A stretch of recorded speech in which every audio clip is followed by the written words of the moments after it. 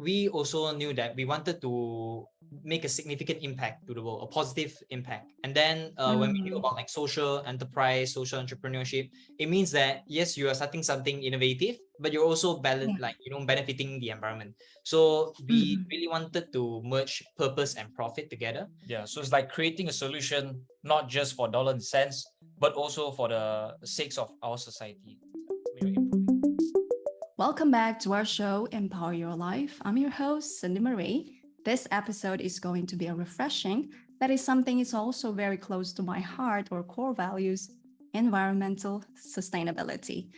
I think the last time that I had this topic or conversation was with Miss Peachy, Keen and Green, all the way from Philippines. Now, today's episode with twin brothers, all the way from Malaysia, who turned their passion for entrepreneurship and sustainability into a social focused solution or solving one of the most planet Earth's most significant problems, issues, challenges that we all know, plastic pollution.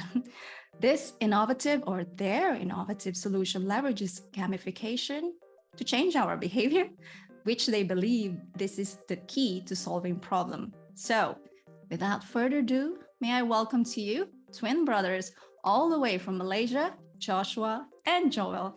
How are you guys? Welcome to this show. Thank you so much. Thank you so much for having us. Yep, it's great to be here. Yes, absolutely our pleasure. Exciting to, have this session with you, Cindy. Yes. So I guess people Awesome. are wondering which one is Joshua, which one is Joel. So Yes, the please. white shirt is Joshua with the specs. Yeah. Yeah, the one with a slightly bald head is Joel. Awesome. So for those people who don't know yet about you, which you're going to share with us in a while, congratulations. So you guys just newly graduated. Welcome to the real world. I'm pretty sure that you already experienced the real world. But yeah, congratulations once again. Thank you so much. Thank you so much for the congrats. All right, let's start it. BeeBag, okay? For those a lot of people across the world who don't know what is BeeBag and the story, how it started. So, as I have a conversation with Joshua, I know that you guys started it even before when you're studying as a project. So for a lot of people out there, maybe I remember it wrongly, but share with us how the BeeBag story started. All right. Yep. So actually what you say is correct. So actually the whole project started out as just like a university assignment. So it was in a course called carbon management. So basically we are tasked with few assignments to try to figure out solutions to like growing problems on planet Earth. So one of the problems that were like present was plastic pollution. And we believe that is very close to our heart. It's because Malaysia itself, it's actually quite famous for plastic pollution. And Malaysia is actually one of like the top countries in the world to produce plastic pollution. So we thought that we really need to have like a solution to this, because we couldn't just stand by and see our whole planet Earth, Malaysia just get destroyed. So we wanted to create a solution around this whole thing, and that's actually how the whole idea of BeeBag actually was born. So actually, like just like a short insight to how everything, the idea actually came about, was we were trying to find a solution, trying to motivate people to reuse their bags more often, because we know that now in Malaysia, if you look out, less than 20% people actually use a reusable bag. So how can we actually incentivize people to do it? And that's when the idea hit called member bag. So basically the idea was to merge the idea of membership cards and reusable bags. Because today, people, they don't have any conscious effort at all to try to remember their bags before they leave to shop. But people remember to bring their cards when they go shop because they can get discounts. So basically, we are trying to merge those two together. So before you leave, you try to bring your bags, because if you bring your bag, you'll get the discount. So that is how the whole idea came about. Yeah. So that's the story, the initial beginning origins of BeeBag. So for Joel, is there anything that Joshua missed out, that the story of the BeeBag, maybe that you can add on? Let's see. I mean, you summarized it pretty well. I think that's about it. Like, the beginning. Awesome. And I love the fact that I don't know the entire behavior of human beings across the world, but all I know, when I was in Singapore, we love how do you call it, like free perks of getting some discounts or rebates, and then Yeah, I it's kind of like world. make people, okay, I'm gonna bring this free, or not free, but this bag which I can reuse it, and I think the size of it, it's good for grocery, or I don't know, I mean, maybe if you have the actual bag of it that you can show with us, then we would know, especially from in Malaysia, what's the size, and Let me just grab. Yeah. Like, awesome. So, okay, Joshua can hold on to this. So, we begin with showcasing like the first version, this yellow one. So, the material is like IKEA bags. It's made of polypropylene. And then this one that Joshua is holding is the second version, which this will still exist, but it's the difference is you will see this bag label.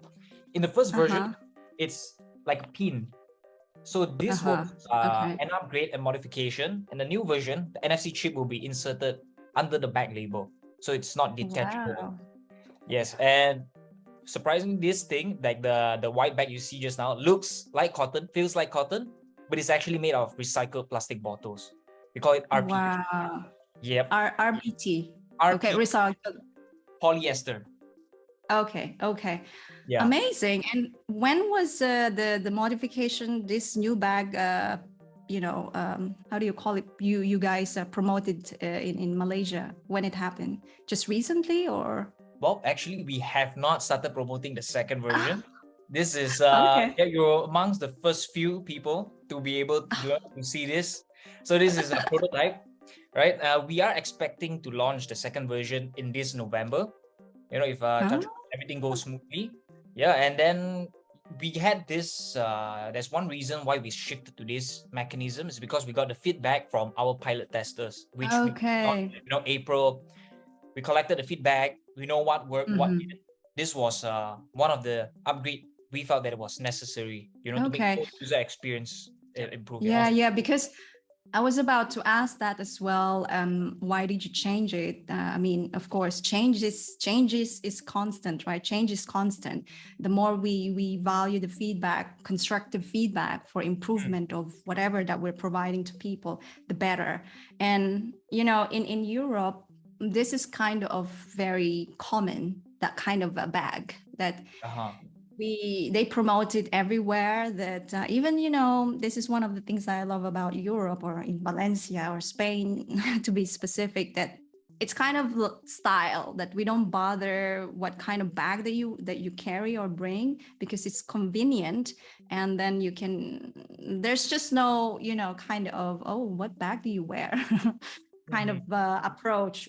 So this is one of the common bags that I also carry when I go anywhere that I don't meet in restaurants or cafe, and I'm excited. So wow, there you go. It's going to be launched in November. I'm super honored to be the first one to see it. Now let's go to the social entrepreneur or social business. I'm curious because I'm not saying I'm old, but as for your age, as the future hope or heroes of the generation of our world, why do you choose social entrepreneur or social business of all the type or categories of businesses that you can create? Why social entrepreneur? Would there be an exposure coming from your family that you guys attending so many social work or community programs? So share with us. Well, that's a very great question. I guess that lies down deep within our purpose in life.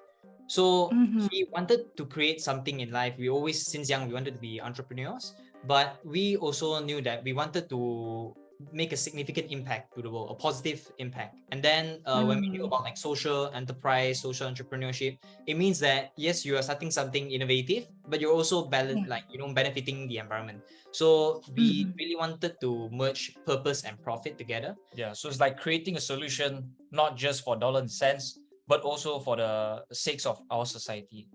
improving the society. Yeah, and especially there's like especially our parents as well. They are also they were never those kind of people where they just focus on money, focus on money. They're like, make sure you do something great for the environment as well. Not just the environment, do something great for the people. So think about Yes. how you can also bring benefit, value to bring value society. to everyone. Yes. Okay, so I have this conversation yesterday with someone, and I think I want to hear from you. What is the difference between, just simply being an entrepreneur to social entrepreneur? For people out there who don't understand what is social entrepreneur, could you explain to us what is your definition of social entrepreneur? Two of you. So to me, how I view social entrepreneurship is that yes, you do create some, like, I think the main difference is that the only entrepreneur, the things they work on are purely financial, with incentives like financial monetary incentives. So maybe they would go and start even just like a fintech, financial technology that has no social impact at all. But there's also a group of people where they are social entrepreneurs within the fintech, where they create this kind of finance technology catered to like this B40 community. So even within this kind of industry, there will be like also social entrepreneurs and non-social entrepreneurs. So in our case, we are more like you can view us like a shopping app. There are plenty of shopping apps out there, and they have zero or little to none social consideration. They don't want to do anything. And ours is different. It's because, yes, we are like a reward shopping app, but we also want to benefit the environment. So I think that's the key thing. Like, we have elements that actually, improve the environment, improve society, help out like the more unfortunate group of people. Yeah. So that's to our understanding. Yeah, I mean, like what Joshua mentioned is true. Like, he gave an example of what could like sort of distinguish two similar type of business, but one is more on the social side, one is more on the commercial side, right? And I feel like it also comes down to like the decision making process or the priority hierarchy, like the commercial entrepreneurship. Like in their equation, usually that's profit, cost, risks. That's maybe the three most biggest components. But for social entrepreneurship, you got to add one more, which is environment social environment, the society essentially. And when you make decisions, like the priority, environment, like social society would be at the top. So that would be something that sort of like triples down to the whole decision making process.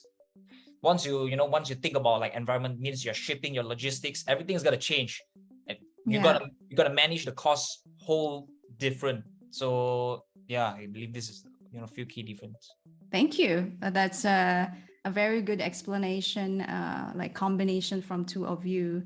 I truly agree on that. And I think, I connected with you guys because obviously I'm advocating environment sustainability and I'm passionate with serving people. So for a lot of people out there that struggling, who trying to see the purpose, because we are social being that looking for purpose, right? And for us to keep moving forward in a more fulfilling way, really, if you're trying to change your career or trying to start up a business, really look into a bigger picture. Like, it's not only on monetary or financial priority, because over time we will feel so exhausted with that, and we keep on looking for something that this is not it. There's something missing. I don't know what, but I think it's the purpose. What is it purpose of changing your career? What is the purpose of changing or transition into a business? So hearing from Joshua and Joel, I hope that'll help. Awesome.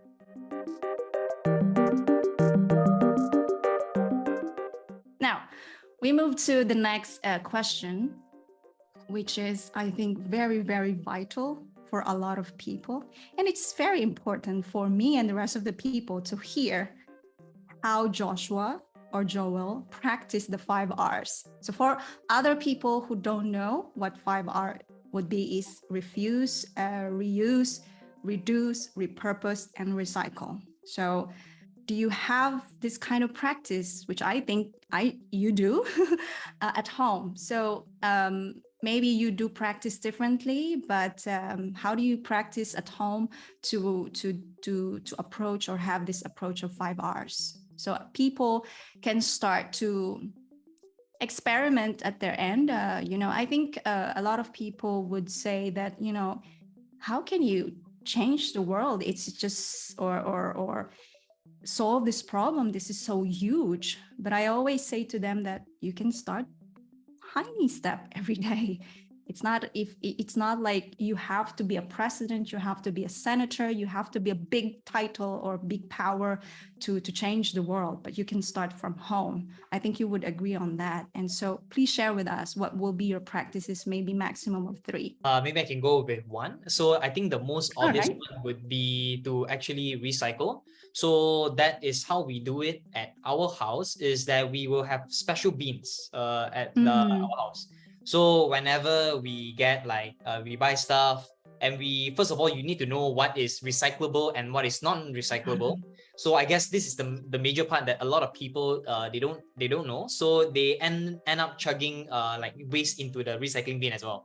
So I guess one thing is we educate ourselves on what is recyclable and what is not. So we will then put all the recyclables according to their categories in the different bins at our home. So we sort of segregate first before we send it off to the recycling centers. And this is even though people know they need to segregate, but a lot of people they don't do it at home, and they don't do it properly. So I think that's also something that we're learning constantly. New things, especially new products. Especially for what Joshua mentioned, I think the key to this recycling habit is the first step is to actually prepare a space or the bins for you to recycle. Some people, because they don't take the first step, they don't create a space where they can to recycle their items. It will never happen. So the first step is very crucial as number 1. And then for the education side, I think for those who might not have enough, who might not have a lot of knowledge in recycling, you can check out Zero Waste Malaysia's Trashpedia. It's it's one of my main browser, usually day to day, or when there's new item, I can check. You can check out what items are recyclable, what material they're made of, and then how you can deal with them. So a big shout out to them. They did a great job. So that is on the recycling. Maybe Joel can tell another practice. I would say maybe refuse. So this happens mainly because businesses do not practice sustainable practices. Okay, because the problem with plastic pollution in Malaysia, one thing is a big part is because of the business side. You go take away food or buy stuff, automatically they will put your food or container inside the plastic bags. So this is their way of saying that it's my service, I'm doing you a service, it's a good service, that's why I help you pack your items. So convenience. Convenience, right? But for me, I find it very frustrating. When I go there, I told them I don't need a plastic bag because I say I will come back in a while. Later on, in a plastic bag. So as a show of a practice of refuse, I just take out. I told them with a straight face, I don't need the plastic. You do it 1 time, 2 times, 3 times, a few times, you might think that it's not impactful, but I think they who consistently hearing me say return this, they might also start strike ignite a fire, say, oh wow, actually people are starting to dislike plastic pollution. So I think it's one of the ways you can go around. Okay, so from 2 of those R's or 5 R's that you mentioned, I have a question, because for 3 of us, we practice it into our heart.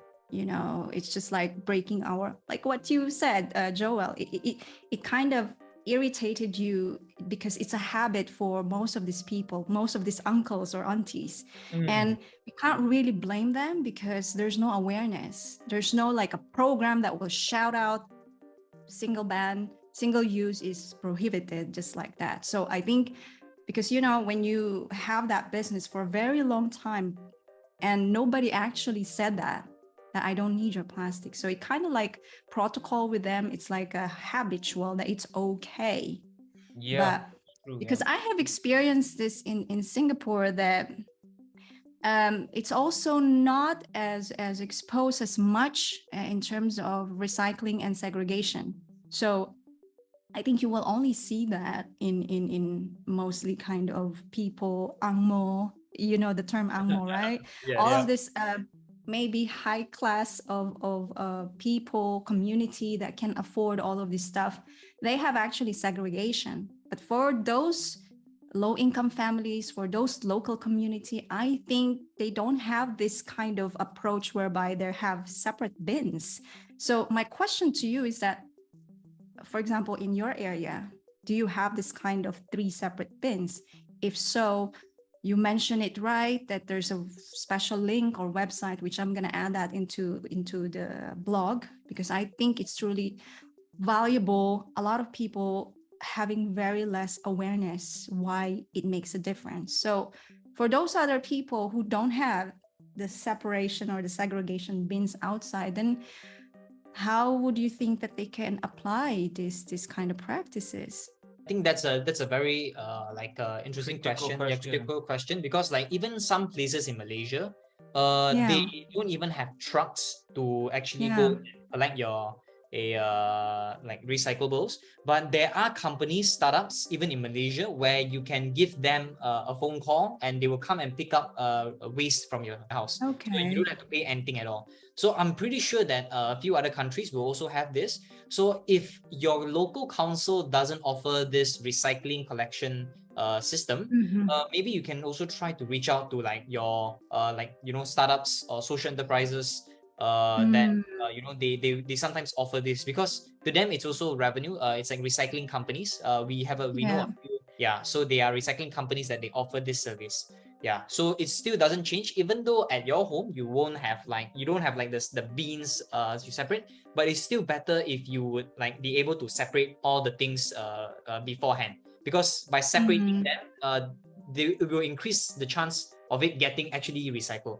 So Okay. I think still practice it even though you don't have the beans. Separating, some simple things like maybe the plastic bottles, like there's wrappers and there's like caps.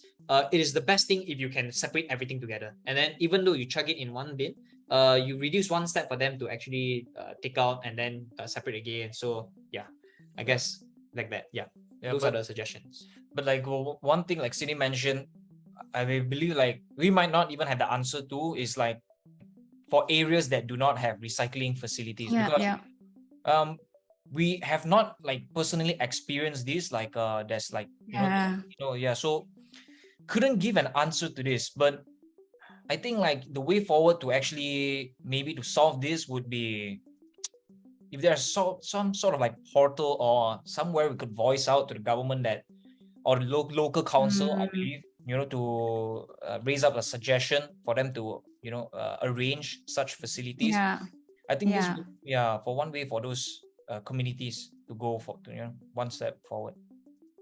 Yeah, it's great that you both of you kind of like, okay, we actually don't really have the answer, and that's totally cool, because we are figuring things out as we improve or as we progress with what we're doing.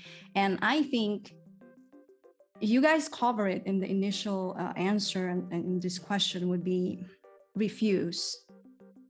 I think a lot of people who don't have that kind of segregation bins or separations, recycle bins, maybe you can start of refusing. And I know it's going to be a tough change, but look at the other bright side, because you're helping yourself, because plastic is damaging our health as well.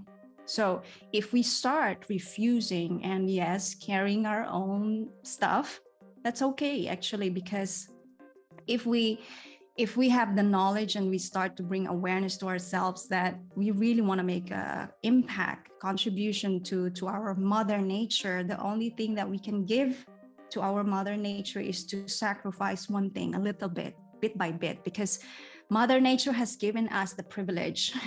And so the exchange is that let's do one thing at a time, and that will be refuse of this recycle. If not, just reuse it multiple times. I believe that there are many plastic products that you can use for a certain period of time, and after it's no longer okay for you to use it, then it's the time to throw it. Is that right? Do I say it right? I mean, I don't have expert on that, but I think that's what I heard. Yes, absolutely. Like, to be able to maximize the like value of the total life cycle value is key to also reduce the carbon footprint and also like the carbon emission. That is definitely so. Like one way of looking is to like you really use the max capacity of this thing until you throw it away. Everyone does this. You sort of like, cut down the demand for such damaging products, like polluting products. So yeah, definitely what you mentioned is key as well. Yeah. And I just want to add one thing before we proceed to the next question. For a lot of people out there that you feel like you can't contribute, just think about this. The more that we use plastic, the more that we unintentionally damaging our health, because we don't know how many chemicals in there.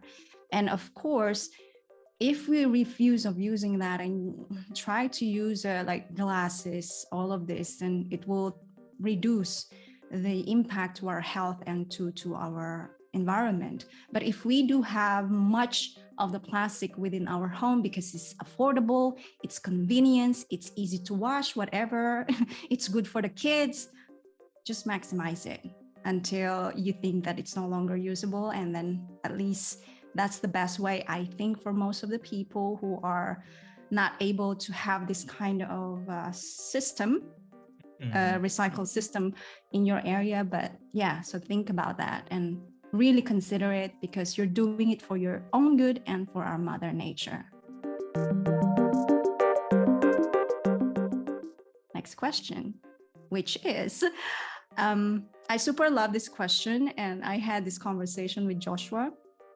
And I think there are a lot of people out there, like at your age, all graduates, newly graduates. I don't know, maybe you can share with us, like, I'm sure they are so proud of you. I'm sure that there are so many your classmates or college mates who are super proud of your achievement with this project that you are progressing to improve and serve and provide to people. So, and I'm sure it bringing attention and also the interest that I want to be a social entrepreneur as well. And if you can give 1-2 tips or tricks or advice, which you can both provide your own advices, what would that be for a newly graduate like you? So the advice on how they can enter to social entrepreneurship, or so what can they consider first? What can they consider first to become a social entrepreneur? What can they make sure that understand that obviously it's not going to be an easy and overnight success? So what are those things to consider? I guess one thing straight away right off top of mind is getting a partner, because you can't you can't do it alone. Especially once you graduate, you have no experience, you have no connections. I think one of the reasons we are able to achieve our progress currently is because we have each other to rely on, and not just each other, but we also have one of our co-founder, which is our lecturer. So I guess for like people that is just like graduating, first of all, get a partner that will start this thing together, and also an advisor, someone that has already done it, a mentor or something. I believe with this team, you'll be able to, you have more chances of success. So that is one thing. I think that's the major reason as well why we are able to succeed as well. And the second thing would, but we gotta say, like starting your own company, or being an entrepreneurship is definitely not for everyone. So I love that. Yes, it's definitely not for everyone. So people should know this. Like, it's okay to not be the entrepreneurship, but to be the entrepreneur. But you can go work for an social enterprise. Yes. So that Okay. you are contributing like equally significant amount, to be able to support and work for social entrepreneurs. And then I would say like I believe like the second tip is for people who very foreign to this entrepreneurship thing, you don't need to have your own capital or your own like financial capital to start your own idea.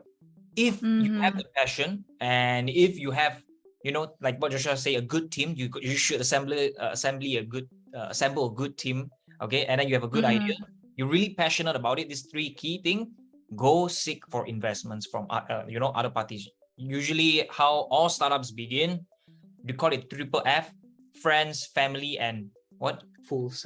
Fools. Yeah, friends, family, and fools. So there's like a your inner circle, and then afterwards you can Okay. angel. So like there's don't it's like there are there's a saying that there are more investors than ideas in the current market. So don't be afraid that if you have a good idea, no one's gonna fund it, because probably means you didn't search hard enough.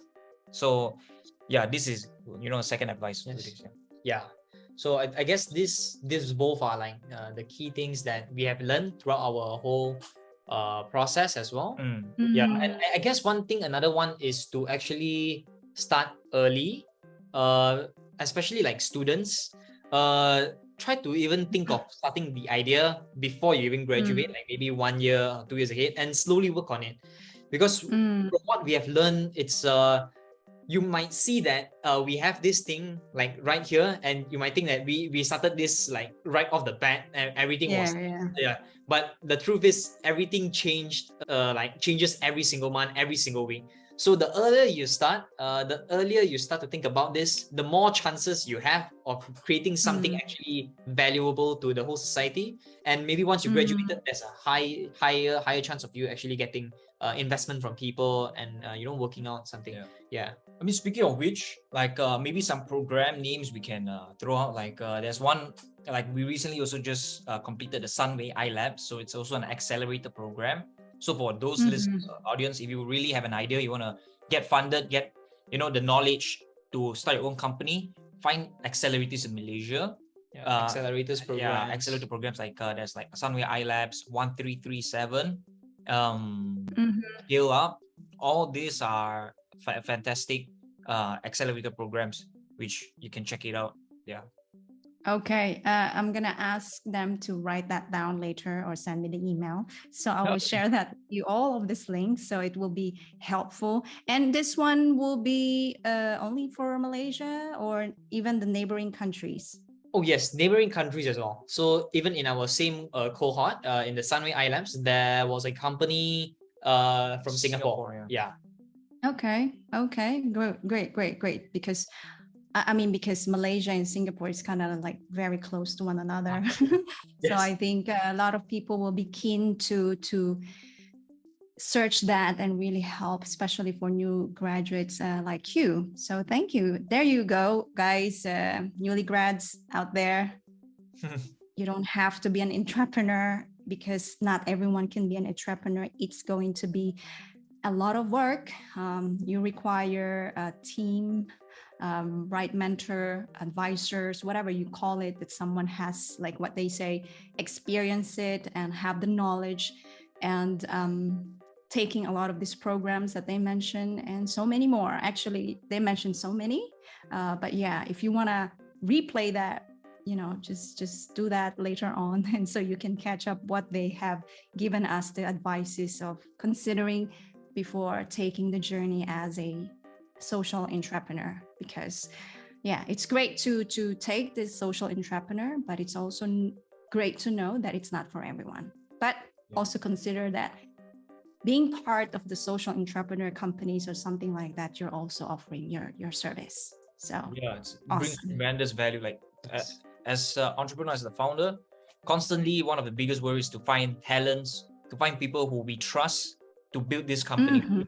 So it requires like different set of skill set, and I think it's equally important. Like the founders need you if you're not an entrepreneur, and an entrepreneur needs a founder. So it works both ways. Yeah, absolutely. I agree with that. That a business won't operate successfully without other people. So it's a team. It's a teamwork. It's a group of people with dedicated skills and talents to make that company work.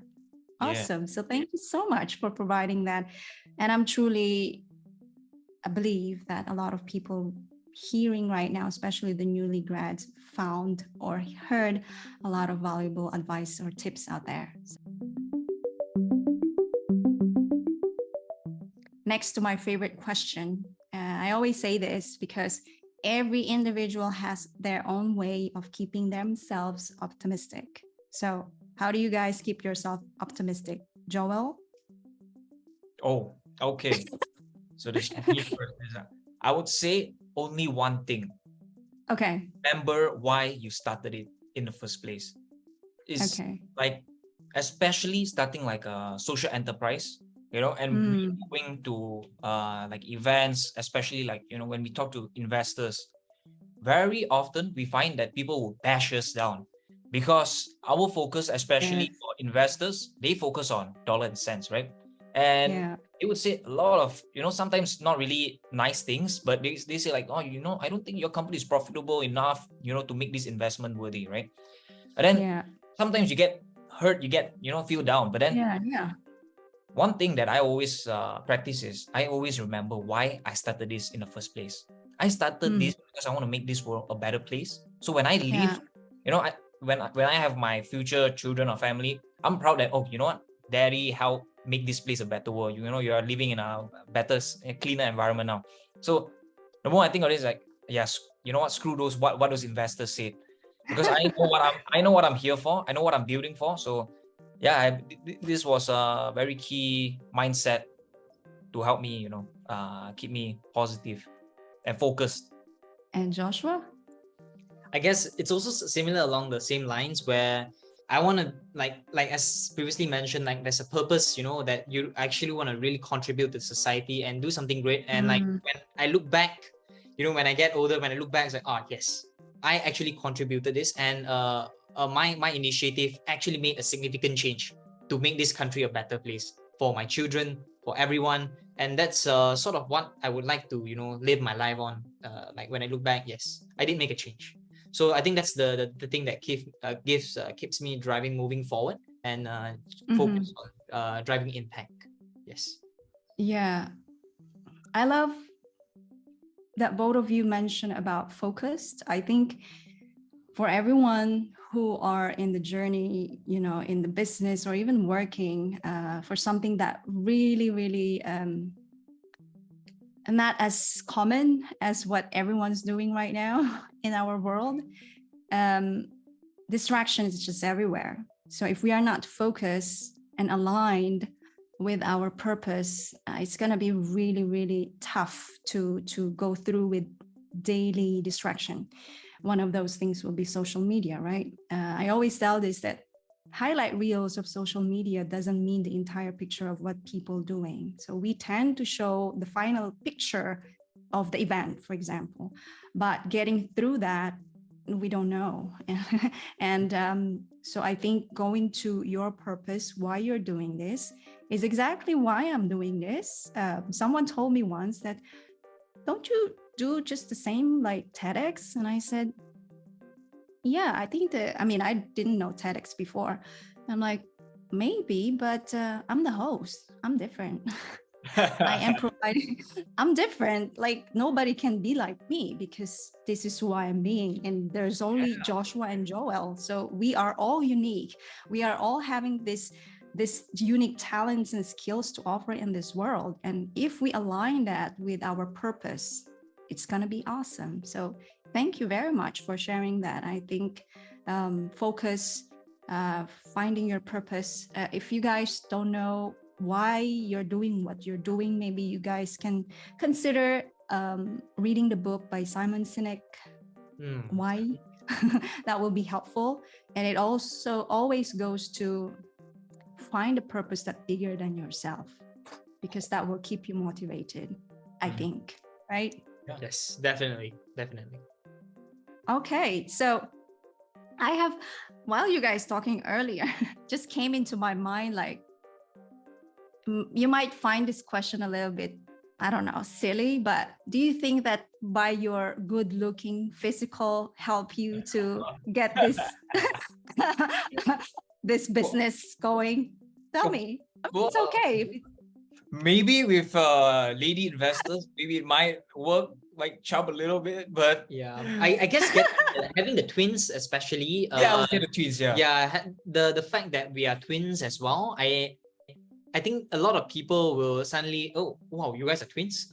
It's definitely something unique, and I think definitely it plays an advantage. We will be lying that if we say that it doesn't help at all. So I'm sure yes, it does help. But other than this, I think it's really important to know that like people who like the key would be to look professional. I believe this is the key, to look tidy, to look neat. Like we could maybe have like, maybe slightly, like I guess good looking, and then like if we do not like tidy ourselves, like dress ourselves neat or professional, our image is gonna like go to the drain as well. And it's also like, I believe like it comes down to also like how you communicate, how you socialize, because like essentially everyone who I would say like speaking to people is like how you make them feel is what they can remember. I love that. Yeah, so that is key. Yes, definitely. Looks, it's sad to say, but looks I think will definitely play a small part. But I guess the most important thing is how like the personality, the energy, and like how you communicate yourself, how you portray yourself to other people as well. I think that is the most key one. Yes. Yeah, I just thought to ask you that because I want to hear your answers, that we know all of this, right? That people would say that, because you're good looking, whatever. I think that's the reason why you get a lot of investors. But anyway, thank you for pointing out the personality, how you portray yourself, how you communicate, and I think how passionate you are when you're expressing your project. I think that really makes a difference.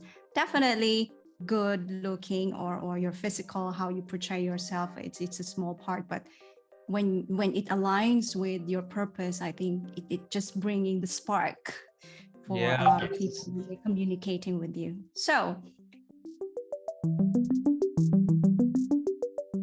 we're ending up this episode, and I'm so honored and grateful that I have get to know all of both of you. So for a lot of people out there across the world to get to know your BeeBag website, or maybe interested in Malaysia or maybe in Singapore to be partnering with you, and how does it work and everything. So where can we find BeeBag? Awesome. So you can find BeeBag at www.beebag.co. So BeeBag.co. Yeah, so that's our website. Yeah, and maybe we can also put the links to our socials as well. Definitely. No worries. And in socials, where can we find you? Do you have like Instagram, Facebook, TikTok? I don't know. Yes, so you can find all our social have the same handle. So BeeBagMy, so BeeBagmy.